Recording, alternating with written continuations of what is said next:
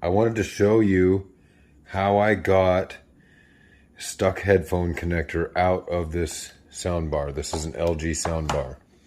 Took the whole thing apart using every single one of these screws, getting those out. Then I just pop open the case. There we go.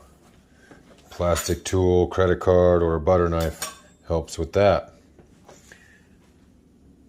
There's our headphone jack right there. I already got it out, but it was stuck all the way in there. Pulled back this foam, stuck a little nail in through that hole.